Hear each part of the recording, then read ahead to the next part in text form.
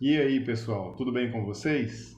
Bom, hoje vamos começar uma abordagem de um tema mais geral a respeito de uma cultura que eu sei que muitos de vocês gostam muito de falar a respeito dela. E nós vamos falar hoje, como vocês estão vendo aqui, né, sobre a cultura do café. Tá aqui, a cultura do café. Gente, hoje nós vamos fazer um apanhado geral sobre a principal espécie, variedade, né? A principal espécie de café plantado no Brasil, que é o café arábica. A abordagem nossa, ela pode ser parecida com o café conilon, porque em muitos parâmetros as duas espécies elas são parecidas, mas de maneira geral, o café arábica tem as suas particularidades. E vocês vão me perguntar, Bruno, tá, nós moramos aqui na Bahia e aqui na Bahia não se planta o café arábica, mas o objetivo é preparar vocês para o mundo, não é verdade? Alguns vão sair daqui, outros vão ficar por aqui, tudo bem? Numa próxima aula, nós vamos fazer essa mesma abordagem focada no café conilon, mas hoje é importante a gente falar do café arábica. Por quê? Porque no Brasil, pessoal, se planta café arábica. 3/4 do café plantado no Brasil é café arábica. Se a gente acha que o café conilon tem uma importância, a gente não tem ideia do que é o café arábica, em termos de produção, em termos de capacidade de movimentação da economia nacional, né? E essa aula de hoje, ela foi embasada em dois materiais, basicamente, né, com algumas colaborações de outros materiais, certamente, mas nós trabalhamos basicamente a apostila do material da Pitágoras, que foi desenvolvida, e também nós abordamos aqui, olha, esse livro como um livrinho texto simples, de fácil leitura, que é o Café Arábica do Plantio à Colheita, né? Produzido pela editora UFV, né? Fácil de vocês conseguirem, não é tão caro assim, vale a pena trabalhar, né? E esse livro é bastante interessante porque, como principais autores, nós temos lá o Ney Sakiyama e Hermínia Martinez. Ney Sakiyama e Hermínia Martinez, eles são grandes colaboradores no aspecto da nutrição de plantas. O Marcelo Tomás e o Aloysio Borém, eles entram como bons editores, são pessoas que são responsáveis pelo ajuntamento de material da cultura do café, para que a gente possa então ter uma abordagem resumida, uma abordagem direta no livro para que venha nos atender. E como que a gente vai abordar isso? Lembrando que nós colocamos o café robusta aqui no final com o seguinte propósito: a fala a respeito de café robusta é só para lembrar a vocês que ela será num próximo momento. Então hoje, para a gente entender um pouco mais sobre, né, o café, mas focando no café arábica, que é a principal espécie plantada no Brasil de café, nós vamos abordar um pouquinho sobre a introdução, contar um pouquinho da história, falar um pouquinho da importância econômica e social do café arábica, as características agronômicas do café, a implantação e manejo da lavoura cafeeira e talvez nós iremos terminar a nossa conversa de hoje nesses 4 primeiros itens. Na próxima aula vamos falar um pouquinho de pragas, doenças, colheita e secagem, beneficiamento e classificação ainda do café arábica, continuando abordando temas do café robusta e por fim nós vamos fazer alguma coisa extra relacionada aos dois cafés e eu queria fazer uma proposta com vocês de uma abordagem de experimentação agrícola, como que nós iremos montar isso num momento mais avançado das nossas aulas, tá certo? Bom, gente, introdução do café arábica, né? Quando que foi descoberto o café? Há uma lenda que fala que o café ele foi descoberto aqui na região da Etiópia, né? E quando esse café foi descoberto, foi feito pela observação de monges que estavam observando que as ovelhas, né, quando se alimentavam de uma planta arbustiva e comiam tanto as suas folhas como as suas sementinhas, elas tinham um comportamento mais alegre, mais saltitante. E os monges, então, que faziam a criação dessas ovelhas, dessas ovelhas, eles pensaram o seguinte: bom, vamos fazer então um chá, vamos fazer uma infusão dessa planta e usar em nossas orações para que a gente possa permanecer acordado por mais tempo.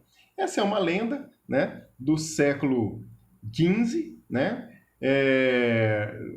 um pouco anterior ao século XV, e no século XV da Etiópia, devido às grandes incursões comerciais, principalmente dos povos árabes, eles descobriram essa planta e levaram então para o mundo. E a partir então do século XV, como sendo grandes divulgadores da planta de café, os árabes começaram então a divulgação pelo comércio das iguarias, né? Das especiarias pelo mundo. Houve então uma divulgação dessa planta para o mundo. O nome café, ele é originário da palavra kafa. Alguns dizem, outros já dizem, que é originário da palavra kawa, ambas com significado de vinho. Por esse motivo, então, o café ele é conhecido popularmente pelos povos descobridores como sendo o vinho da Arábia, né? Então, são aspectos curiosos a respeito da cultura que irão contribuir para um pouco, para que possamos contar a história do café. E na aula de beneficiamento, eu quero que vocês entendam a importância de saber contar uma boa história do café na cultura. Bom, gente, com relação a esse arbusto que foi explorado pelas ovelhas, na verdade, existe uma grande quantidade de espécies de cófea que foram exploradas e produzem uma certa quantidade de cafeína, e essa cafeína, então, ela é utilizada como estimulante, né? Mas, basicamente, dessas espécies todas, que estão até catalogadas aqui, das 124 espécies, 2 grandes espécies conseguiram dominar o mundo. A primeira é a cófea arábica, que nós vamos falar dela hoje, e a segunda é a cófea canéfora. A cófea canéfora ela é subdividida em 2 grandes grupos, o café robusta e o café conilon. A nossa região aqui na Bahia ela é uma grande plantadora de café conilon. E a região de Rondônia, né, no norte do Brasil, ela é uma grande plantadora do café robusta. As duas são da espécie cófea canéfora, com algumas particularidades que serão discutidas em aulas futuras. Hoje nós vamos abordar, como já foi dito, o café arábica, tá bom? E como centro de origem, o café ele teve a sua origem, como já foi dito até pelas próprias lendas antigas, ele teve a sua origem no continente africano, onde, né, foi o centro de origem da espécie cófea, do gênero cófea, e aproximadamente 124 espécies, né, foram descritas e catalogadas como produtoras de cafeína e produtoras, então, do líquido do café como a gente conhece hoje.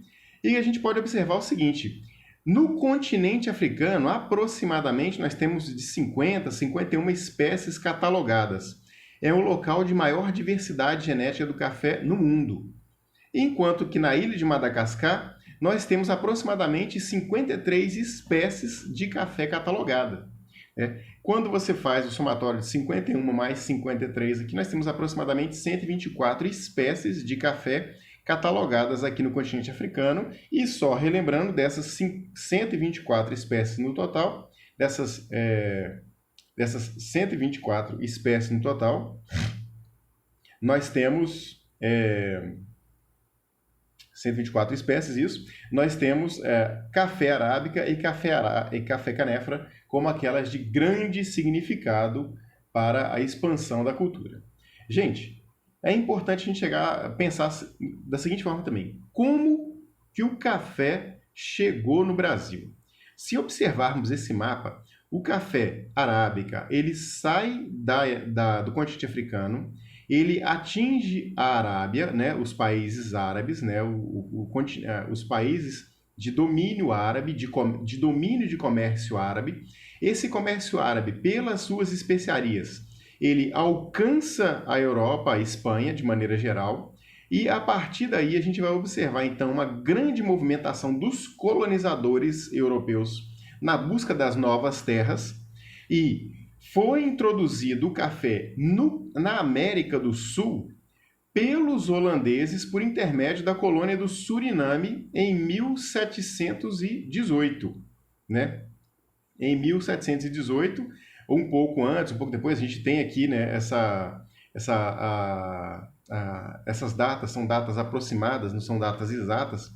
E o Brasil, então, através do Suriname, da Guiana Francesa, na região norte do Brasil aqui, né, não de países que fazem divisa com o Brasil, enfim, no ano de 1717, o sargento-mor Francisco de Melo Palheta, em uma ação bastante curiosa, por assim dizer, lá na Guiana Francesa, ele era um grande galanteador e dizem as más línguas que ele foi um enamorado, né, da esposa do príncipe ou do regente da Guiana Francesa do momento. E ele ganhou dela mudas desse café e ele então trouxe essas mudas, estabelecendo uma lavoura muito reduzida, de poucas mudas, na região do Pará. Posteriormente, esse café foi plantado na região onde é o Maranhão e, sucessivamente, ele foi sendo direcionado para o sudeste e para o sul do Brasil. Sim, o café já chegou a dominar grandes partes do Paraná, no Brasil, mas ele foi retirado de lá há alguns anos atrás, na sua grande maioria, em função das geadas, que eram um grande problema para o café arábica no Brasil. Ocorreram muitas perdas, então, de café na região do Paraná. E por isso, hoje, o café arábica, a gente vai ver que ele ocupa uma região entre Minas Gerais e um pouco mais do centro-oeste, um café mais mecanizável. Bom, sobre a planta do café ainda. Qual que é a principal característica da planta do café? É uma planta dita estimulante. Então, o uso da planta do café, ele tem por objetivo ser uma planta estimulante, tá bom? E principal uso dessa planta, então, é em bebidas. Existem outros métodos de fazer o uso do café? Sim. Existem alimentos que são produzidos com café. Existe uma aplicação na indústria de analgésicos, na indústria de cosméticos, na indústria de bebidas, né, na extração da cafeína, na indústria de cosméticos. Mas, basicamente, o café ele é consumido no mundo como bebida, tá? O café ele não é apenas uma bebida estimulante. Ele já é considerado como um alimento funcional, um alimento nutracêutico. Por quê? Porque ele vai oferecer uma série de minerais na sua ingestão, a presença de alguns aminoácidos, a presença de alguns lipídios, alguns açúcares, alguns complexos vitamínicos, alguns ácidos clorogênicos,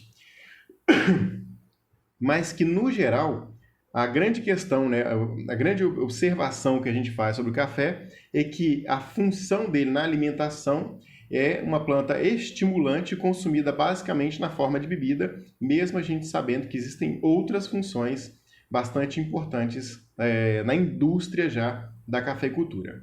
Gente, e o café no passado, até hoje, ele oscila entre vilão e mocinho, né? Vários estudos já foram feitos no café que apontam vantagens e desvantagens no consumo dessa bebida, uma vez que, quando consumido em excesso, qualquer produto pode ser prejudicial. Bom, quando a gente considera o café como um alimento benéfico e quando que a ciência considera o café como um alimento consumido em excesso, podendo provocar algum prejuízo? Gente, existem estudos que falam que até 4 xícaras de 50 ml de café por dia, o café pode ser considerado benéfico. 4 xícaras dá aproximadamente 200 ml, né? 200 ml de café é uma quantidade razoável para se consumir, sim. E aí você tem estudos, né? Existem estudos falando que ele tem efeito antidepressivo, ele reduz risco de mal de Parkinson, tem ação antioxidante, né? Eliminando os radicais livres no corpo, então retardando um pouco as características do envelhecimento. auxilia em processo de emagrecimento, na prevenção de alguns tipos de câncer, como câncer de colo e câncer de reto, auxilia na prevenção, né? Auxilia, não previne, auxilia. Contudo, existem estudos falando também que o excesso do café, ou seja, quantidades acima de 4 xícaras de 50 ml, ou seja, acima de 200 ml por dia, pode contribuir sim para a redução na oxigenação de neurônios, favorecendo a perda de minerais, né? Pode agravar gastrites, úlceras e pode também elevar os níveis de colesterol no sangue. De maneira geral, a gente vai observar isso como sendo características do café, né? Uma dose de 100 gramas de café, a gente ingere aproximadamente 9 quilocalorias, 0,7 gramas de proteína, 1,5 gramas de carboidrato, 0,1 gramas de lipídio, 3 miligramas de cálcio, 9 miligramas de potássio, quantidades mínimas de ferro e quantidade de 153 miligramas de potássio na alimentação, sendo todo o restante disso água. Então é importante a gente observar, né, que existem aspectos positivos, existem aspectos negativos da cultura do café e por isso a ingestão com qualidade é importante. Gente, agora a importância econômica do café no Brasil e no mundo. Bom, só para vocês terem ideia, o café é a segunda maior commodity agrícola do mundo. Ele só perde para a soja, tá bom? Uma outra questão bastante interessante do café é que é a segunda bebida mais consumida no mundo. A primeira é a água, né? Então, vamos aproveitar, beber um pouquinho de água aqui agora.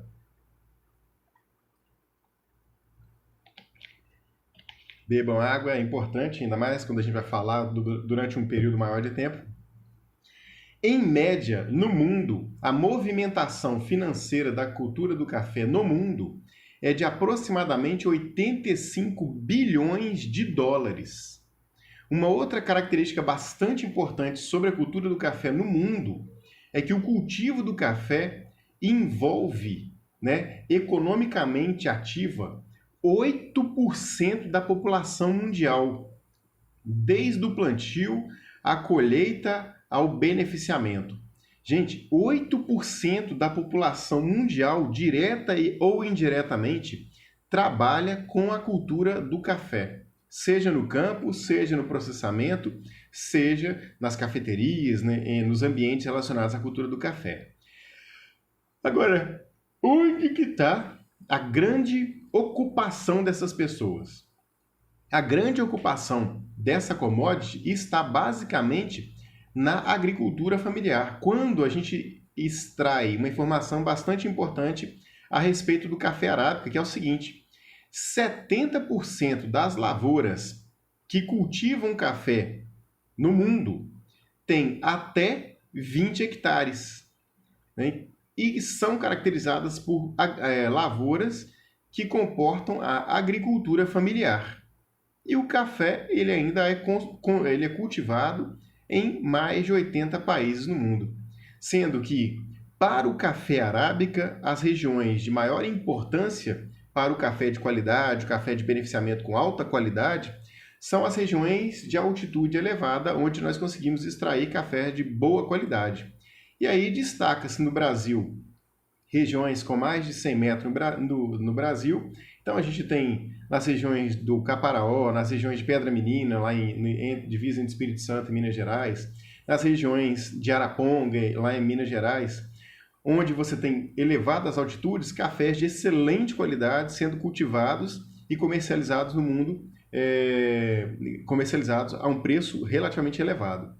Mas uma coisa bastante interessante é o seguinte: pelo fato de ser uma cultura de agricultura familiar, ela é caracterizada como uma cultura de país subdesenvolvido, onde o cultivo dessa cultura ela vai acontecer, via de regra, em países subdesenvolvidos. Porque café de qualidade normalmente obtém-se em altitudes muito elevadas, relevo muito inclinado que inibe a mecanização. Inibir a mecanização exige uma necessidade muito grande da mão de obra braçal para poder fazer o trabalho. E aí você vai ter, então, pessoas cultivando em ambientes subdesenvolvidos e a comercialização, a extração do café, do luxo, do recurso, acontecendo basicamente em países desenvolvidos. O exemplo clássico disso é o seguinte: quem é o maior produtor de café do mundo? O maior produtor de café do mundo, café arábica, é o Brasil. Quem é o maior comercializador de café do mundo? O país que mais comercializa café no mundo é a Alemanha. Quantos pés de café tem plantado na Alemanha? Tirando aqueles cafés que são plantados em vasos de forma ornamental, não existe lavoura economicamente viável de café na Alemanha. Logo, países desenvolvidos de primeiro mundo compram a matéria-prima de países subdesenvolvidos a um preço barato, beneficiam, produzem produtos de qualidade e transformam esse produto para o mundo. Exemplo de um produto de qualidade que é produzido a partir de um grão de valor agregado muito alto para ser comercializado no mundo inteiro. As cápsulas de café. Agora que as patentes da cápsula de café foi quebrada, qualquer um pode produzir café em cápsula. Mas até, se não me engano, uns 2 ou 3 anos atrás, quando a patente da cápsula ainda era exclusiva, somente empresas detentoras da patente é que poderiam fazer o café encapsulado e vender de uma forma atrativa para o mundo inteiro. Hoje em dia, qualquer um já pode fazer isso devido à quebra da patente. Bom, produção mundial. Pensando no café arábica, tá? Depois a gente vai, na próxima aula, a gente vai falar de café Conilon. Produção mundial gira lá aproximadamente em 130 milhões de sacas. Brasil, gente, aqui é um número médio. Esse número oscila um pouco para mais, para menos. Mas, em média, o Brasil produz aproximadamente 42 milhões de sacas de café arábica. O Vietnã, no segundo lugar, produz 18 milhões. A Indonésia, em terceiro lugar, em média, produz 10 milhões de saca. A Colômbia, 8 milhões de sacas. A Índia, a Etiópia, produzem aproximadamente 5 milhões de sacas.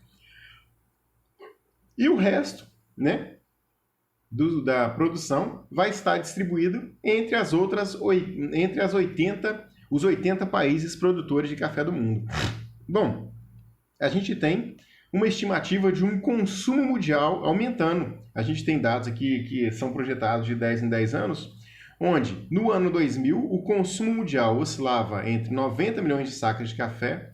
No ano de 2010, esse consumo mundial ele foi de 120 milhões de sacas de café.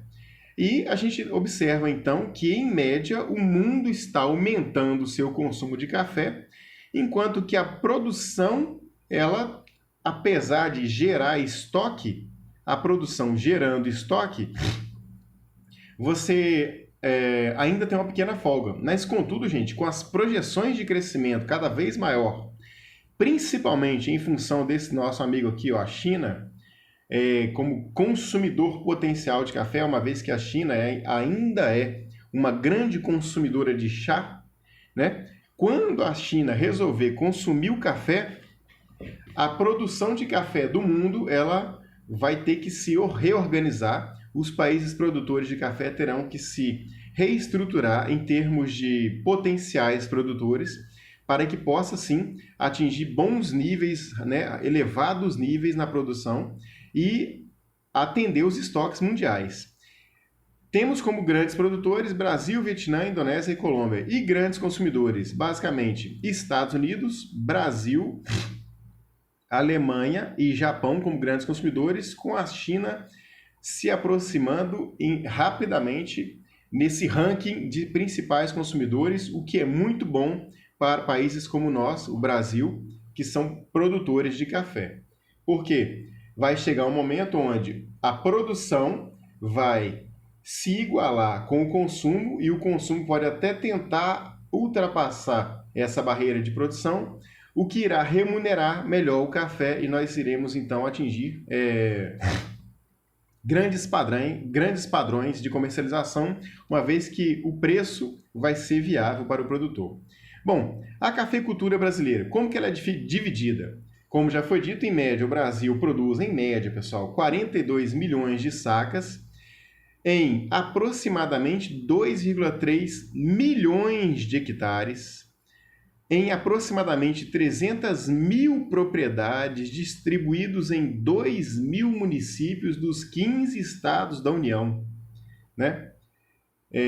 Aproximadamente 2 mil municípios em 15 estados da União. Os principais produtores de café arábica são Minas Gerais, com 35%, então Minas Gerais ela estoura na produção, seguido do Espírito Santo, com 95%, posteriormente São Paulo, Bahia e Paraná, e somente esses 5 estados sendo responsáveis por 95% da produção nacional. E a produtividade média do café arábica, qual é? A produtividade média de café arábica gira em torno de 22 a 24 sacas por hectare, né? Bastante inferior ao café conilon, mas não é uma baixa produtividade. Quando se pensa em arábica, nós temos potencial produtivo de 60 sacas e as empresas que conseguem trabalhar, as fazendas que conseguem trabalhar com números acima de 30 sacas de café são números razoáveis, porque basicamente o café arábica ele é produzido em sequeiro, diferente do café conilon, e a gente vê então um grande potencial de crescimento no café arábica. O consumo interno, né? Nós temos internamente o Brasil consumindo aproximadamente 18 milhões das 42 milhões de sacas produzidas. Então o Brasil consome muito sim, mas ele exporta muito. O grande problema é que nós consumimos um café de péssima qualidade, nós consumimos um café com muito defeito, café ardido ou um café verde, e separamos o café de melhor qualidade para exportação, né? No Brasil, a movimentação monetária no Brasil aproximadamente em torno de 19 bilhões de dólares por ano, e em empregos diretos e indiretos, quando a gente se volta para o ambiente da cultura na colheita, nós temos aproximadamente 8 milhões de empregos diretos e indiretos na cultura do café no Brasil ao longo do ano. Tá? Então são números bastante expressivos, sim, para o trabalho. Bom, como características agronômicas, aqui vale a gente fazer uma rápida comparação entre o café arábica e o café robusta, para a gente entender um pouco a diferença desses cafés no Brasil. Bom, café arábica, a temperatura ideal dele gira entre 18 e 23 graus Celsius, e o café fica inapto quando nós temos temperaturas muito superiores a 24 graus ou muito inferiores a 17 graus.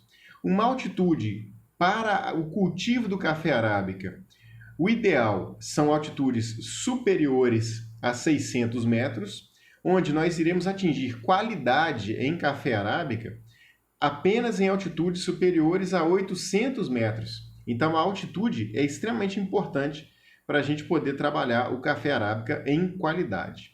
E déficit hídrico, a cultura não aceita números inferiores a 150 milímetros de precipitação ao longo do ano, podendo prejudicar bastante a sua produção, com quedas acentuadas na sua produção, tá bom? Comparando com café robusta, né? Ou café canéfora, para a gente colocar dessa forma. As temperaturas ideais para o café canéfora giram em torno de 22 e 26 graus Celsius, onde temperaturas médias muito elevadas, acima de 28 graus, a cultura inapta, e abaixo de 21 graus também torna a cultura inapta. Altitudes consideradas ótimas para a cultura do café robusta estão abaixo de 400 metros. Contudo, existem estudos já mostrando que em altitudes elevadas também consegue-se produzir café canéfora de qualidade. É um número bastante interessante, onde vale até um comentário aqui, que é o seguinte: café canéfora atingindo números de qualidade muito bons e com o potencial produtivo do café canéfora, eles tendem a ocupar os espaços do café arábica, né? E isso é uma coisa que pode movimentar a cultura do café nos próximos anos. Regiões onde previamente plantava-se, regiões de altitudes elevadas, onde previamente plantava-se exclusivamente café arábica, tem um grande potencial para plantar café robusta e atingir ótimos padrões de qualidade. Então, vale a pena a gente pensar bastante nisso. E deficiência hídrica, em função das temperaturas mais elevadas, da baixa altitude, o café robusto ele não suporta precipitações inferiores a 200 milímetros quando tratado a seco. E aí, gente, voltando para uma observação lá no continente africano, no centro de origem das principais espécies, nós temos o café arábica, com seu centro de origem lá na Etiópia e no Quênia, enquanto que o café robusta, no seu centro de origem lá em Mali, né, na Nigéria, Camarões, enfim, regiões orientais e ocidentais do continente africano, tá bom? Como sendo regiões de desenvolvimento da cultura do café. Bom, sobre a cultura, alguns aspectos fenológicos da cultura que vale a pena a gente conversar um pouquinho agora.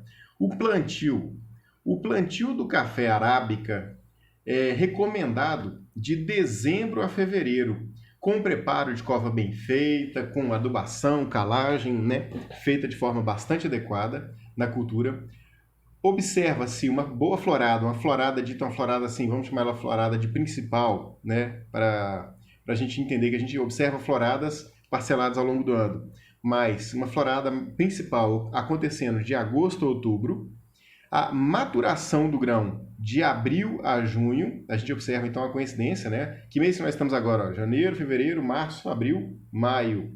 Abril, maio, junho com grãos maduros e a colheita também se iniciando de abril, se estendendo até setembro, quando nós temos frutos que amadurecem em junho, podendo ser colhidos lá pelo mês de setembro.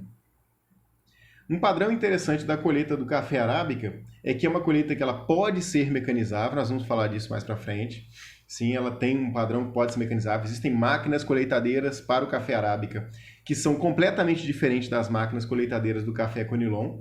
Né? Uma vez que no café conilon, quando você colhe, você faz a retirada do ramo, e no café arábica, na colheita, você não faz a retirada do ramo. Tá bom? O café arábica, ele apresenta uma característica de ser uma planta unicaule, podemos falar assim, né? Enquanto que o café canéfora ou conilon, a gente tem uma planta multicaule, o café arábica, ele naturalmente produz um ramo principal. E esse ramo principal, tanto na arábica como no canéfora, nós vamos chamar ele de ramo ortotrófico, que é esse ramo principal. Ele é o ramo que entra em contato com o solo, por assim dizer. E do ramo ortotrópico, a gente vai ter emissões laterais de ramos laterais, que serão os ramos ditos ramos plagiotrópicos. Nos ramos plagiotrópicos, pessoal, é que nós iremos encontrar as flores e os frutos do café. E a flor do café vale dizer que é uma flor hermafrodita. Eu queria então, quem tiver chegado até aqui na aula, me fala o que é uma flor hermafrodita. Tá? Deem uma pesquisada aí no material de vocês e me respondam o que é essa flor dita hermafrodita, que é tão importante para a gente ressaltar na cultura do café. Bom, o ciclo do café. Nós vamos observar que o ciclo vegetativo e o ciclo reprodutivo, eles acontecem no mesmo ano no ramo. E aqui a gente observando aqui, olha, se a planta apresenta frutos e emissão de flor aqui, né? A gente tem aqui emissão de inflorescências, futuras inflorescências aqui, gemas florais podendo se desenvolver. Nós temos no mesmo ramo características vegetativas e reprodutivas acontecendo. Onde? Na extremidade, nós temos a produção vegetativa, onde você não observa a produção de flor, emissão de princípios florais. No mesmo ramo, a gente também tem emissão de botões florais, que ainda não se desenvolveram. E no mesmo ramo plagiotrófico, a gente vai ver a presença de frutos, que são uma consequência da florada que aconteceu no ano anterior. E a gente vai conversar um pouquinho sobre isso. Então, gente, o mesmo ramo plagiotrópico, ele se desenvolve fazendo lançamentos, né, lançamentos onde, numa parte do ramo, nós vamos observar a presença de fruto, a presença, né, vamos colocar assim, a presença de fruto, a presença de flor e uma presença de uma parte vegetativa do fruto que não observamos nem flor nem fruto. Gente, vale ressaltar também o seguinte, na região onde já ocorreu fruto no café, no próximo ano não vai ter mais flor, né? Então vai haver a necessidade de nós termos algum comportamento relacionado à poda dessas plantas. E a poda no café arábica, ela até muito pouco tempo, ela foi uma poda bastante diferente do que a poda do café conilon. No café conilon nós temos a retirada do ramo plagiotrópico e um estímulo do crescimento da região apical da planta.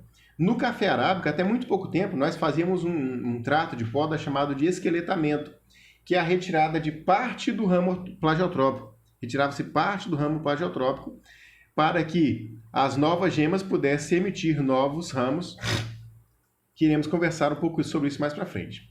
Mas uma coisa que é importante a gente ter em mente da fenologia do café é o seguinte, é que o café arábica ele tem o seu desenvolvimento fenológico ao longo de 2 anos. O primeiro e o segundo ano fenológico da cultura, onde nós iremos observar 6 fases reprodutivas. Onde a primeira fase ela é caracterizada pela vegetação e a formação das gemas florais. A segunda fase ela é caracterizada pela indução, crescimento e dormência das gemas florais. A terceira fase, nós vamos chamar ela de florada, onde nós vamos do chumbinho até a expansão dos frutos. A quarta fase é uma fase que vai ser chamada de granação dos frutos. A quinta fase, a maturação dos frutos. E a sexta fase é o repouso ou a senescência dos ramos, ou seja, a morte dos ramos do café. Né? E aí, gente, vamos observar aqui, olha só, o período ao qual acontece isso para a gente poder contar 2 anos fenológicos na planta do café. Bom, a primeira fase, é vegetação e formação das gemas vegetativas, ocorre de setembro até março do ano seguinte. Lembrando, gente, que em setembro, o que acontece no café no setembro? Em setembro acontece o final do período da colheita. Então, após o final do período da colheita, nós vamos ter, então, uma emissão, né, de novos segmentos vegetativos do ramo, E essa planta, então, ela tende a emitir segmento vegetativo de setembro até março. Posteriormente, de abril até agosto desse ano, nós vamos ter uma indução de crescimento e dormência das gemas florais. Então, indução de crescimento e dormência das gemas florais. A gente vai observar aqui, olha só, essa região que emitiu o seu crescimento vegetativo de setembro a março do ano, ela vai ter, então, aqui, gente, a indução, né? Vai ter aqui, olha, a indução, crescimento e dormência das gemas florais. As gemas florais ficam induzidas e desenvolvem o crescimento, mas elas ainda não vão abrir o botão floral. Posteriormente, nós vamos ter, de setembro a dezembro do próximo ano, a florada, a presença do chumbinho e a expansão do fruto. Ou seja, o fruto vai florescer, vai fecundar, né? Os que forem fecundados, eles vão virar chumbinho e vão começar o seu processo de expansão. Depois que o fruto expande, vai ocorrer o processo de granação do fruto, de janeiro a março do próximo ano, e, finalmente, de abril a junho do segundo ano, nós vamos observar a maturação desse fruto. E aí, se a gente fosse fazer um crescimento anual da cultura, nós vamos observar lá, né, a parte que nos interessa reprodutivamente falando, do florescimento até a maturação e colheita do fruto. Nós vamos ter florescimento acontecendo de setembro, a fase 3, de setembro até dezembro, de setembro a dezembro com florescimento. Depois, a expansão do fruto. Depois que o fruto expande, a expansão do endoderma, promovendo então a maturação desse fruto e finalmente o fruto chega em um ambiente adequado para a colheita. Vale ressaltar que como o café ele não vai produzir flor na região que previamente já produziu fruto, então a gente observa aqui que nessas regiões onde já produziram fruto não vai ter mais flor, vai acontecer um momento do fruto, do ramo, onde esse ramo ele se torna-se economicamente inviável, uma vez que apenas na sua extremidade irá ocorrer nova florada. E essa florada que ocorre na extremidade, ela não é suficiente para promover o pagamento, né, da cultura. Logo, é interessante que você promova a poda desse ramo, pois se você não promover a poda, a própria planta vai promover uma autopoda, ela vai começar a reciclar os nutrientes que estavam nesses ramos plagiotrópicos, reciclando esses nutrientes, promovendo uma autopoda, eliminando esses ramos para que novas gemas, né, do ramo ortotrófico possam produzir gemas e ramos plagiotróficos que vão iniciar novamente o processo de crescimento vegetativo, florada, expansão do fruto, granação, maturação e etc. Tá bom? Então, é um processo bastante interessante que deve ser conhecido. E isso, gente, vai caracterizar na cultura do café o seguinte, uma característica que a gente chama de bienalidade na cultura, a bienalidade. E a bienalidade na cultura do café, ela é natural que aconteça por causas genéticas. Então, se um ano o café produziu muito bem, no ano seguinte o café vai produzir menos. No próximo ano, o café produz mais. No ano seguinte, o café produz menos. Então, a gente vai observar aqui, olha, fases com alta e baixa produtividade na cultura do café, tá bom? Em função do seu ciclo reprodutivo. Tá, joia? E aí a gente vai ter, então, tem até um ditado que fala que o café ele produz um ano para o dono e o outro ano para ele mesmo. Por quê? Como é muito sacrificante essa carga de fruto que o café produz, ele faz muito uso das reservas de carboidratos que estão presentes tanto no caule como na raiz. Então, o lançamento vegetativo ao fim de uma grande carga reprodutiva, ele é pequeno. Como só vai haver florada nessa região de lançamento vegetativo recente, essa nova florada vai ser menor. Consequentemente, as folhas que sobraram no café vão conseguir produzir mais metabólitos e no posterior ano nós teremos uma florada maior e assim sucessivamente. Desse conceito vem as ideias de poda, e as ideias de poda, então, elas se fazem necessárias para que a gente entenda que é necessário você fazer a poda do café. E quando que seria recomendado fazer poda de café, gente? Recomendado seria após a produção do ramo plagiotrópico, vamos lá, a produção do ramo plagiotrópico já ter alcançado pelo menos 70% da área desse ramo plagiotrópico. O que eu quero dizer? Se daqui para trás, né, vamos supor que daqui para trás, nesse ramo plagiotrópico, você já tem 70% dele em produção ativa, ou seja, não tendo mais florada, já produziu, os 30% restantes não são suficientes para você produzir. Então, aqui, nesse momento, há necessidade de você entrar com alguma metodologia de poda, que nós iremos discutir para o café conilon. Lembrando que para o café arábica, lembrando que as podas do café arábica são diferentes da poda do café conilon, né? Antes disso, vale a pena a gente conhecer um pouco mais do fruto, né? Esse fruto ele vai ser um fruto indeiscente. Para quem chegou até aqui, o que é um fruto indeiscente, pessoal? Em formato de drupa, com duas sementes plano-convexas. E aqui a gente vai ver o fruto indeiscente com formato de drupa, com duas sementes plano-convexas. As sementes do café assumem esse papel, né? Essa postura plano-convexa.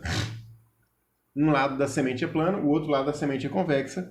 E aqui a gente vai ver então a semente do café, onde o endosperma ele vai internamente ao fruto, né? A semente, desculpa. A casca ela vai ser o exocarpo.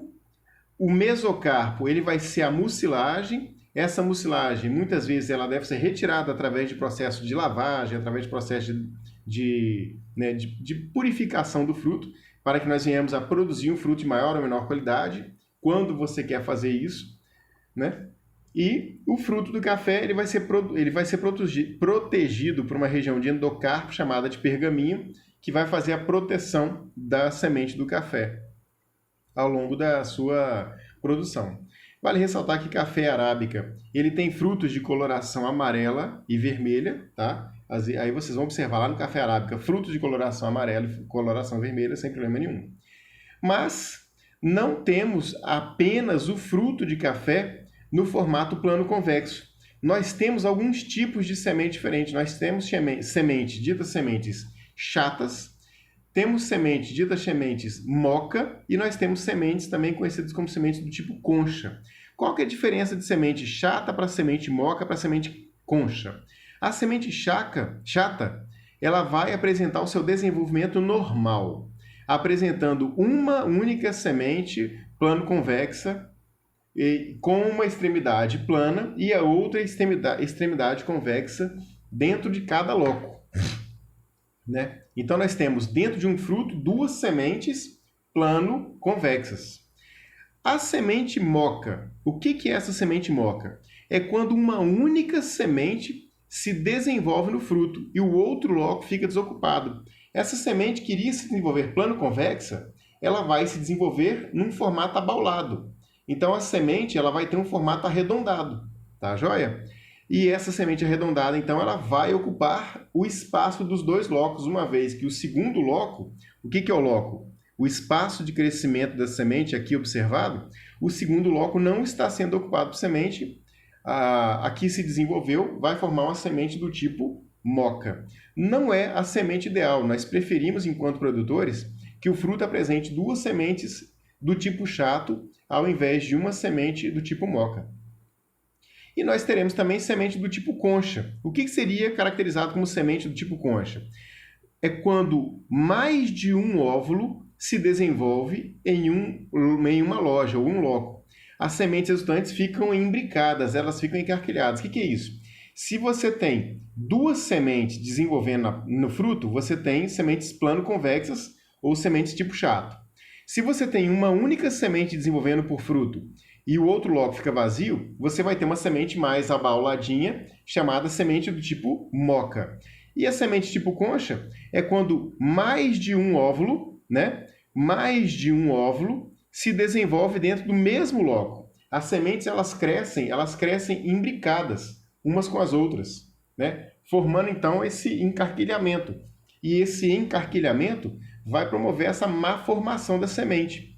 Isso vai interferir no aspecto visual, produzindo uma qualidade desagradável. Por que essa qualidade fica desagradável? Porque o tempo de torra das três sementes, pessoal, é diferente. Por isso, quando a gente vende um café de qualidade, há necessidade de no beneficiamento, fazer uma separação da semente tipo chato para tipo moca, através de peneiras adequadas, que tem formatos diferentes nessas peneiras, para que você possa ter tempos de torra muito próximos dentro do mesmo grupo de semente. E aí você vai ter uma qualidade de produto final de café muito melhor, quando você separa a semente chato da semente moca, da semente tipo concha, tá bom? Falando um pouquinho da implantação da cultura do café. Nós vamos ter, desde a produção de mudas até o plantio, a escolha das cultivares, do espaçamento, da adubação, as podas, quando se faz a arborização, a irrigação do café, como aspectos a serem comentados. Bom, produção de muda. O que a gente esperaria para um viveiro de muda de café? Primeiro, uma produção em um local de fácil acesso. Uma vez que a muda produzida no café arábica, o objetivo dela basicamente é a comercialização, né? Quando a gente tem a comercialização acontecendo, há necessidade então de você escoar essa planta. Água de boa qualidade e uma recomendação é que você evite, de fato, é proibido a produção de mudas de café, de viveiros de café em baixadas muito úmidas. Por quê? Porque esse ambiente de umidade elevada e baixa temperatura vai favorecer a proliferação de pragas de viveiro, de doenças de viveiro que iremos discutir lá na aula de doenças do café. A época do semeio, ela acontece por volta de abril a junho. Por que de abril a junho? Porque nós iremos utilizar, olha, plantas que foram colhidas, né? Maturação de abril a junho. Então, nós vamos utilizar sementes frescas para poder fazer o plantio do café. Então, sementes de alto poder germinativo, de boa qualidade. A estrutura do viveiro. Quando você pensa num viveiro permanente, nós podemos fazer uma estrutura metálica mesmo, para poder produzir e manter a produção em alta qualidade. A semeadura, e de fato, semeadura, café arábica, a gente produz a muda de semente, diferente do conilon. A semeadura, então, vai ser feita no saquinho produzido com o substrato adequado. E uma recomendação para todos os ambientes protegidos é que a construção seja feita no sentido norte-sul, né? A construção feita no sentido norte-sul, para que o sol ele venha no sentido leste-oeste, iluminando as mudas por maior tempo possível na sua lateral, evitando assim então um alto sombreamento muito grande.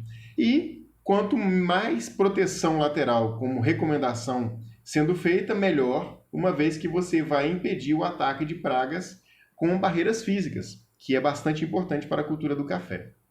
Bom, quantidade de sementes. Quando a gente pensa em semente de café, aproximadamente 1 kg de café é capaz de produzir de 3 a 4 mil mudas em semeadura direta.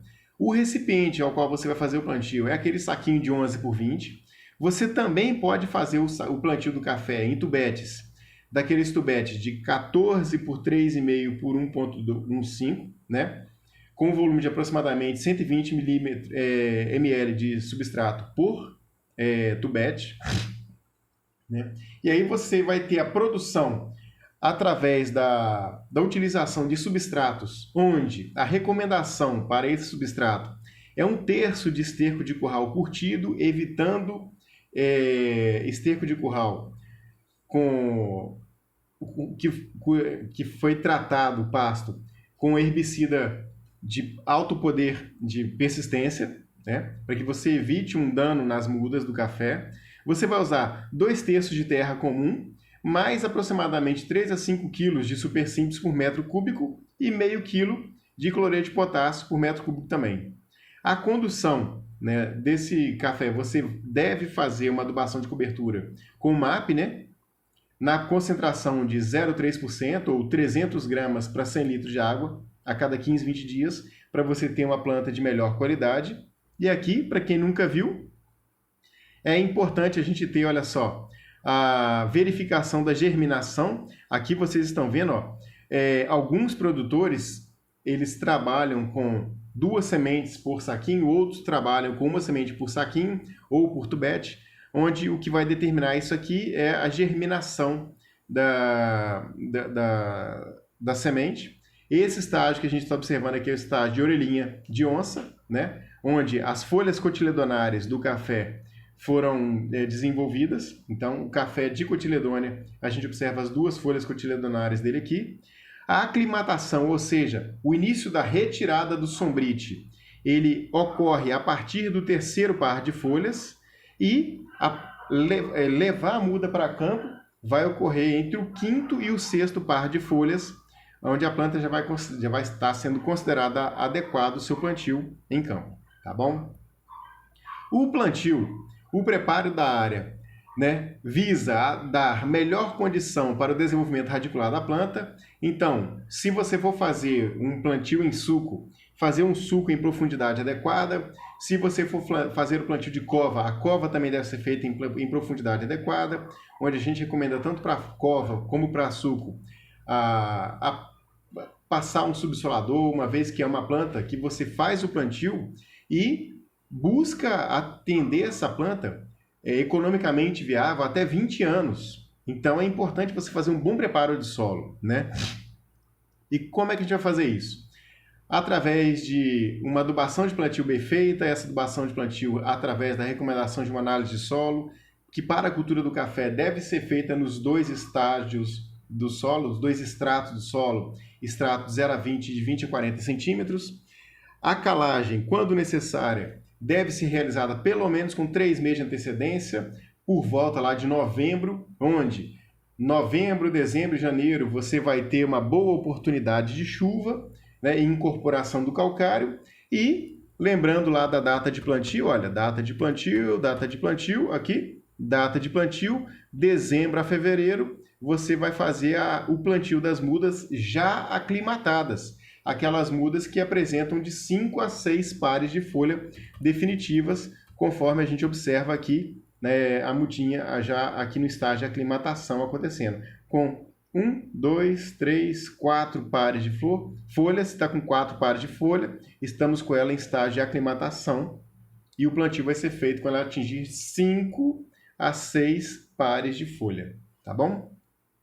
Normalmente o processo, uma aração, 2 gradagens, pode-se usar grade aradora também, ela se torna mais eficiente pois penetra em maior profundidade no solo, consegue trabalhar em áreas com grande infestação de planta daninha. Subsolagem deve ser feita quando necessário.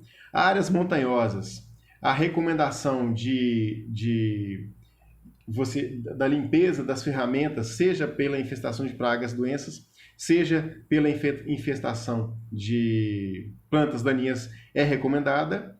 E se você tem no histórico a presença de nematóides, a recomendação de plantio de leguminosas com algum tempo de antecedência é importante, pelo menos 1 ano de antecedência, para que você possa promover uma melhor limpeza dessa área com relação aos nematóides. Gente, vale ressaltar que a gente vai repetir pragas e doenças em áreas futuras, tá bom? Essas são, por enquanto, só recomendações gerais de plantio que a gente está fazendo.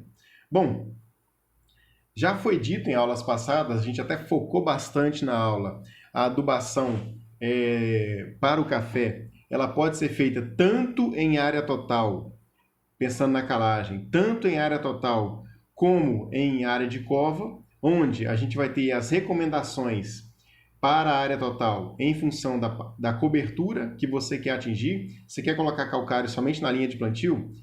Então, quantos por cento do solo você vai incorporar? Você quer colocar calcário em área total? Então, 100%. Né? Qual a profundidade de incorporação? Peguem aquela aula de adubação que já foi recomendada para vocês, para que vocês tenham tenham relembrado essa parte como sendo a parte importante da aula aqui, ó. Bom, gesso. Quando vai se usar gesso? Quando na análise de solo de 20 a 40 centímetros de profundidade, o teor de cálcio for menor que 4 miligramas por decímetro cúbico, se é milimol de carga por decímetro cúbico, milimol, a gente está na recomendação paulista, que está em milimol. Tá? Se quiser transformar isso na recomendação mineira, vai ser 0,4 centimol de carga por decímetro cúbico. Ou, quando nessa mesma profundidade, nós temos uma saturação de alumínio superior a 50% da CTC ativa. E aí vale lembrar que o gesso, além de fazer essa anulação do efeito tóxico do alumínio, ele também é bastante importante para fornecer o enxofre. E não há necessidade de incorporar o gesso, uma vez que ele percola no solo. Tá bom? A aplicação do calcário e do gesso, né? Como é que vai ser feito isso? Distribuição da metade do calcário ou do gesso antes da aração e da gradagem, e posteriormente, se você for fazer uma aração ou a posterior gradagem, você pode incorporar tanto o gesso como o calcário, a outra metade, durante o processo da gradagem. Mesmo o gesso não sendo necessário a gradagem ou a aração, a incorporação dele no solo, se você já adianta o processo de incorporação, você vai facilitar futuras ações de incorporação. Gente, locação da planta no solo. A gente tem que lembrar que, como é uma área de grande cultura e plantas permanentes, há necessidade de deixar carreadores principais e secundários para trânsito de máquina. Tá? E vale ressaltar que em culturas como milho e soja não há essa necessidade de deixar os carreadores, porque as operações de colheita e plantio, elas irão fazer no milho e na soja a retirada da planta, enquanto que na cultura do café ou qualquer outra cultura perene, qualquer fruteira, por exemplo, você não vai fazer a retirada da planta. Então, Na cultura do café, há a necessidade de deixar carreadores, sim, para o plantio. Se você for fazer o plantio em suco, a recomendação é que esse suco tenha pelo menos 60 centímetros de largura e pelo menos 50 centímetros de profundidade, para que você favoreça um excelente ambiente para o desenvolvimento radicular da planta. O plantio ele pode ser feito tanto em cova como em suco, como a gente está vendo aqui, no espaçamento adequado, tá bom? As mudas, como é que elas devem ser plantadas? As mudas devem ser previamente umedecidas. Posteriormente ao seu umedecimento, devem ser distribuídas ao lado da cova, ainda dentro do saquinho ou do tubete. Essa planta ela deve ser plantada no mesmo dia para que você evite o ressecamento desse torrão. Realizando-se, então, um corte transversal, atravessando todo o saquinho, né? Você vai fazer um corte transversal, atravessando todo o saquinho, e, posteriormente, um corte no fundo do saquinho, para que você faça a retirada daquela região que a gente chama de peão torto. O que caracteriza esse peão torto?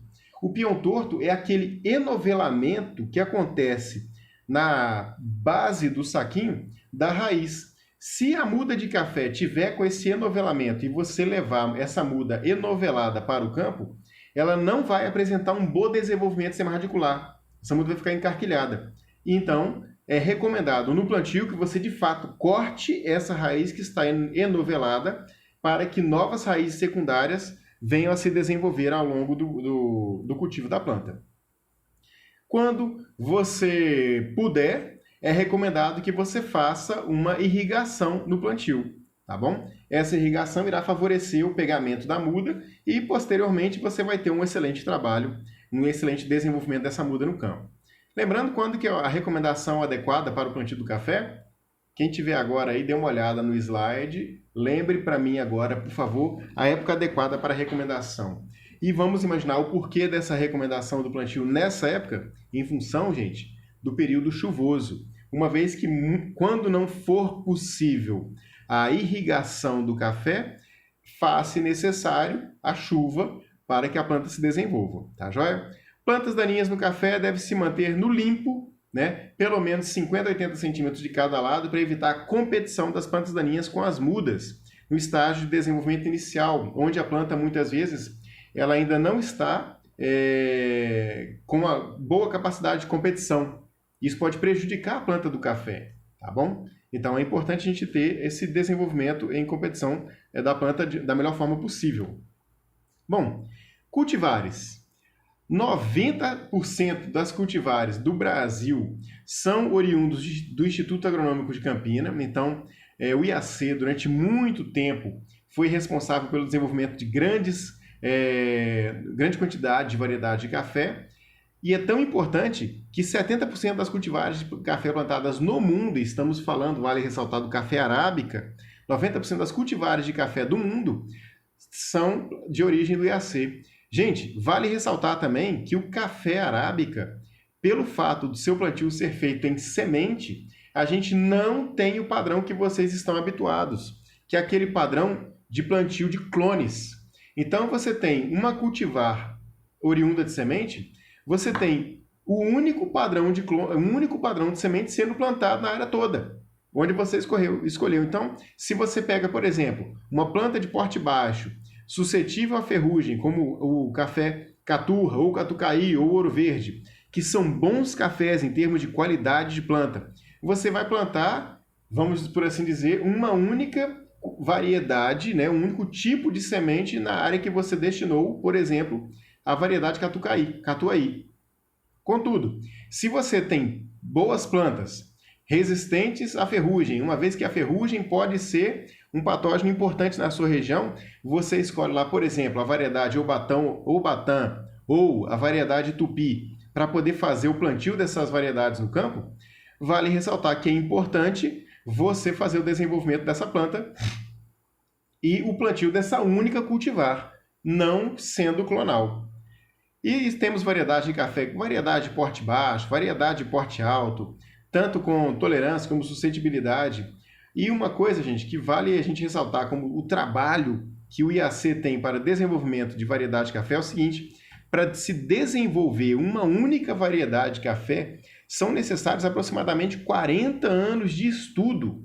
Pensa comigo, uma vez que o café começa a sua produção aproximadamente com 24, 36 meses após o plantio, né? E aí você vai ter a planta produzindo do primeiro, segundo, terceiro ano, não no seu máximo potencial genético. Só aí já vão 6 anos de cultivo e a planta ainda não expressou seu máximo potencial genético. E você então tem que acompanhar essa planta ao longo dos anos para ver se esse potencial genético dela se replica ao longo dos anos, para que você possa então validar essa variedade, testar se ela é resistente ou suscetível a diversos tipos de pragas e doenças da cultura. Então, aproximadamente 40 anos são necessários para que você venha desenvolver uma variedade de café arábica. Com relação a espaçamentos no café arábica, nós temos desde os espaçamentos antigos até os espaçamentos adensados e superadensados, lembrando que estamos falando de café arábica. Espaçamento antigo, nós tínhamos plantas de café plantadas a 4 metros entre linha, 1,5 metro entre plantas. Imagina, gente, 1,5 metro entre plantas. Essas plantas chegavam a atingir 3 metros de altura. Contudo, os espaçamentos foram sendo reduzidos cada vez mais e hoje a gente tem plantio de café sendo conduzido em aproximadamente 3,5 metros por 1 metro, 3,30 metros por 1 metro. E a gente vai ter um estande, né, de plantas aproximadamente variando entre 1.600 a 3.000 plantas por hectare. Tá? Uma coisa que vale a pena ressaltar é o seguinte: quanto mais adensado o café, menor a produtividade por planta, mas aumenta a produtividade por área. Uma vez que o número de plantas sendo maior, você aumenta a quantidade de plantas por área e isso aumenta a produtividade média da área. Temos também espaçamentos superadensados, que variam de 3 metros entre linhas para 50 centímetros entre plantas. Olha só, a gente voltou de 1,5 metro para 50 centímetros entre plantas, de 4 metros para 3 metros entre linhas. E aí a gente vai ter um número variando lá entre 5 e 6 mil plantas por hectare. Vocês que estão mais habituados ao café conilon, quando a gente fala em café conilon, a gente não fala em planta por hectare, a gente fala em hastes por hectare, não é verdade? Lá na aula de conilon, a gente vai reforçar essa questão de espaçamento do café conilon. A gente fala em hastes por hectare. Por quê? Porque lá no conilon a gente tem uma planta multicaule. No arábica a gente tem uma planta com um único caule. E aí a gente vai ter então, olha só, espaçamentos superadensados, variando de 1 metro a 1 metro entre linhas, a 50 centímetros entre plantas, variando de 20.000 plantas por hectare até 2.500 plantas por hectare, onde, é claro, gente, que a gente não vai conduzir todas as plantas nesse espaçamento até a fase dos 20 anos. Há necessidade de fazer limpeza, a poda, a retirada de parte do estande ao longo dos anos, né? Que a gente pode, né, conversar um pouco mais aprofundado ao longo das nossas próximas aulas sobre esses espaçamentos. Mas vale ressaltar que o padrão hoje para o café arábica oscila lá entre 3 metros entre plantas, 3 metros entre linhas, 50 centímetros entre plantas, com 6.660 plantas por hectare, com uma produtividade média de 41 sacas por hectare, mas, contudo, a gente também pode modificar esse espaçamento e manter o mesmo estande, aumentando o espaçamento entre plantas e reduzindo o espaçamento entre linhas, e observando que, com o mesmo número de plantas, o estande aumenta, né? E aí, vale ressaltar, olha, que você, aumentando o espaçamento entre plantas e reduzindo o espaçamento entre linhas, você consegue uma média de produtividade maior. Olha, isso aqui é um experimento bastante interessante para ser feito, né? Uma vez que existem máquinas que irão permitir o controle a colheita dessas plantas ou não, né? E aqui, esse experimento, ele está até numa dissertação que foi feita lá na Universidade Federal de Lavras, pelo Pereira, no ano de 2004, quem quiser pesquisar essa dissertação, que vai falar sobre o espaçamento das plantas de café arábica e a capacidade de colheita dessas plantas. Bom, qual que é a vantagem de usar plantas mais adensadas? A vantagem do adensamento, pessoal, é o aumento da produção por área, né? Quanto maior o adensamento, maior a produção por área e a maior longevidade das plantas. A maturação ela vai ser mais lenta, o que vai influenciar na qualidade da bebida, né? Uma planta uma semente que amadurece de forma mais lenta, ela tem uma maior capacidade de produzir metabólitos secundários, e esses metabólitos secundários vão se converter em qualidade de bebida, vão ter um melhor aproveitamento do adubo, uma vez que vai ter uma massa de raiz mais espalhada pelo solo, aproveitando melhor aquele adubo. Contudo, a gente vai ter um menor ataque do bicho mineiro, né? Uma vez que a planta vai ter uma produção de folhas menor, então um menor ataque de bicho mineiro, e consequentemente uma menor quantidade de plantas daninhas, uma vez que o cafezal fecha mais rapidamente. Vai ter um aumento do pH, da relação de cálcio, magnésio, fósforo, potássio, uma diminuição do alumínio trocável em função do adensamento, e também um aumento da estabilidade de agregados, uma vez que a própria cobertura vegetal do sedimento da própria planta vai promover uma maior retenção de água do solo. E, além, é claro, do enraizamento no solo, promover uma presença maior de canais no solo, e esses canais promoverem uma maior retenção de água no solo. Como desvantagem, nós vamos ter um maior custo de implantação.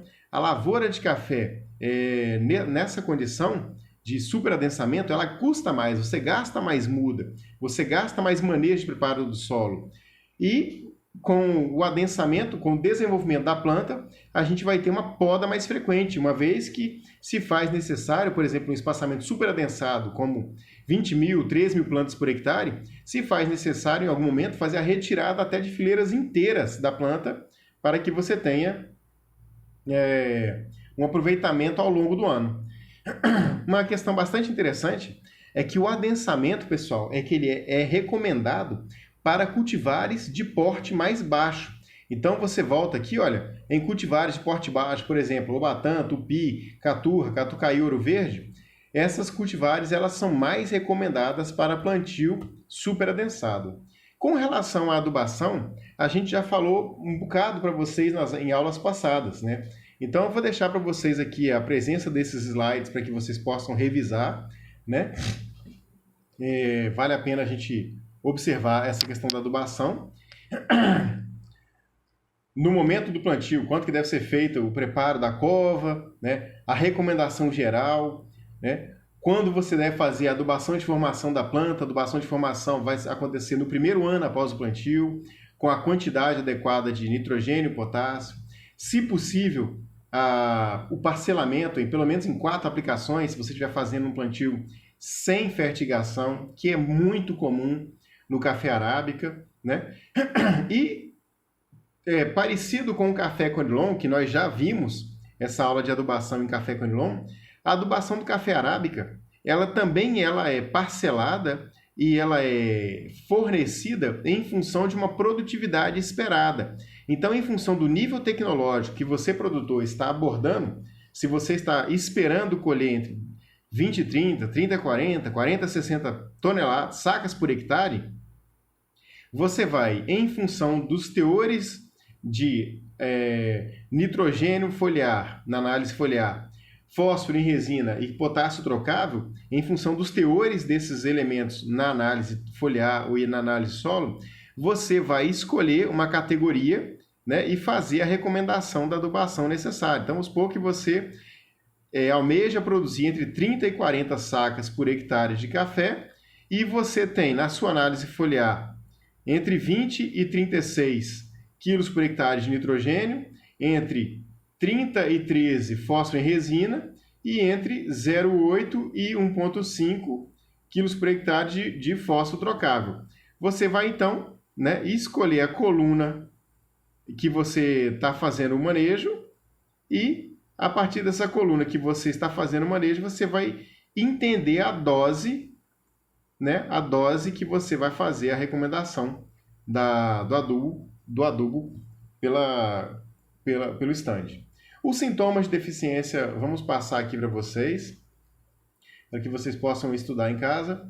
A gente pode voltar, mas eu queria terminar a nossa aula de hoje falando a respeito das podas no café arábica. Se vocês observarem, as podas do café arábica, elas vão ser podas bastante diferentes das podas do café conilon, às quais vocês já estão acostumados. E qual que é o motivo da gente fazer uma poda no café arábica? Bom, principais motivos são renovação da lavoura. Principal motivo vai ser aqui, ó, renovação da lavoura. Uma vez que você fazendo uma recepa, seja ela uma recepa alta, uma recepa baixa, que seria a retirada de todo o ramo ortotrópico, você vai induzir brotações laterais no café e você tem o objetivo de melhorar o revigoramento da planta. Gente, e aí algumas pessoas erram achando que vai aumentar a produtividade. Não vai. A recepa, quando é feita, bem feita no café, você vai fazer um revigoramento da lavoura, né? Quando você faz isso, então? Por exemplo, após adversidades climáticas. Você passou por um processo de geada que matou a sua planta e você agora precisa de renovar o cafezal. Uma das formas de você fazer a recepa, essa renovação do cafezal, é uma recepa, uma poda baixa, estimulando a brotação. Outra poda, facilitar o manejo da lavoura. Quando você tem lá plantios muito adensados e já teve um fechamento onde nem o homem, nem a máquina consegue entrar no canavial, no cafezal, você pode promover a recepa de uma linha intercalada entre outras linhas. Ou você também pode promover um decote, né? Você está fazendo colheita mecanizada e o café já está passando por cima da área de corte. Você vem, então faz a retirada da parte apical da planta, faz o decote, retira essa parte apical para que a máquina venha e consiga fazer a colheita apenas da parte. Ou ainda, você vai fazer ainda um manejo para plantios muito adensados, onde as plantas já estão se cruzando, está difícil o manejo. Você vai fazer então o esqueletamento. O esqueletamento é a retirada de parte dos ramos do café, né? E aí você vai induzir brotação lateral de novos ramos plagiotrópicos. Falando um pouquinho sobre cada uma delas. A recepa. O que é a recepa? É a poda drástica com eliminação de aproximadamente 100% da parte aérea, né? Se possível, você pode deixar alguns ramos pulmões aqui embaixo. Esse ramo ele vai auxiliar as novas brotações, mas posteriormente ele deve ser retirado. Existem dois tipos de recepa. A recepa dita recepa baixa, que vai ser feita entre 30 e 40 centímetros do solo, e a recepa alta, que vai ser feita entre 50 e 80 centímetros do solo. A recepa alta ela vai permitir a presença dos ramos pulmões. Exige mais tempo de recuperação, é como se você tivesse feito um plantio de um novo cafezal. Essa planta vai demorar aproximadamente 2 anos, 24 meses para se recompor, e ela é recomendada para casos extremos, como, por exemplo, as geadas drásticas, a presença de raio, perda acentuada da saia, a planta está muito velha, precisando de ser renovada, a recepa é importante. Existe também a planta decote, a poda chamada de decote, que é essa poda que a gente vai fazer alta no cafezal aqui, olha, que tem o objetivo de determinar a altura da planta para que as máquinas colheitadeiras elas possam passar. Normalmente essa poda de decote, ela também é feita em conjunto com a poda de esqueletamento. A gente faz o decote e o esqueletamento da planta. Continuando então sobre o decote, ela vai ser menos agressiva que a recepa e ela tem um melhor revigoramento da planta, uma vez que ela também vai estimular brotações laterais, aumentando o diâmetro da saia, a maior emissão de ramos plagiotrópicos nessa planta. E a gente tem também o esqueletamento, que é uma poda que vai permitir a retirada de ramos plagiotrópicos que já estão muito velhos, que já passaram lá dos 70% de ramo produtivo, onde já retirou 2 colheitas e apenas uma pequena parte vegetativa lá na ponta, ela está produzindo, mas ela é economicamente viável. Então você faz uma poda de esqueletamento drástica, aproximadamente a 20, 40 centímetros do tronco, para que a partir daqui novas brotações laterais venham a estimular, né, esse novo enraizamento. É considerado uma poda drástica, porque quando você faz uma retirada intensa da planta, da parte aérea, você também mata muita raiz, e por isso é imprescindível uma adubação de cobertura bem feita, quase como se fosse uma adubação de plantio nessa planta, né? Existe ainda uma questão de você poder trabalhar a arborização do café, mas a gente vai trabalhar isso numa próxima aula, porque isso está mais relacionado com a produção de qualidade, né? Só falando rapidamente aqui sobre isso, a gente vai ter lá essa produção atenuando os efeitos de alta temperatura. Então a planta ela consegue sobreviver em média numa temperatura mais amena, e essa temperatura mais amena ela vai auxiliar na produção de grãos de melhor qualidade para a cultura do café. Tá bom, gente? Na próxima aula, a gente vai continuar falando um pouquinho sobre a possibilidade da irrigação no café e vamos entrar também no tema de pragas e doenças para que a gente possa continuar da melhor forma possível, tá bom? Um abraço a todos e nos vemos na próxima aula. Tá? Lembrando que a gente parou aqui em arborização e na próxima aula a gente começa o tema de irrigação para poder continuar a nossa conversa, tá bom? Um abraço a todos e até mais.